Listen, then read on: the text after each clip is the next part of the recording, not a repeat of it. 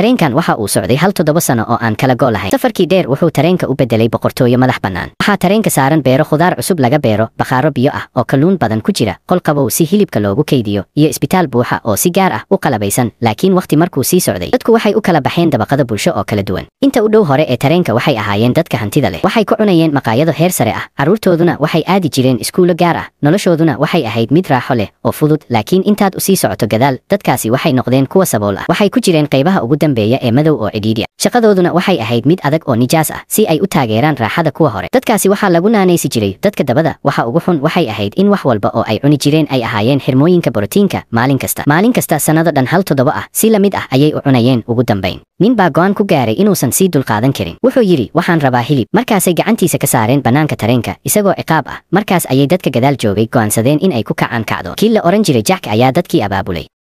waxay ururiyeen baagado bir ah oo badan. markii ilaalada cuntada keeneen, dhammaan dadkii waxay bilaabeen mudaharaad isku mar ah. Jack wuu ka faa'iidaystay fursadda. wuxuu qori ka qabsaday askarigii, wuxuuna isku dayay inuu rasaas. sida uu filayay, qorigu xabad ma uusan gelin.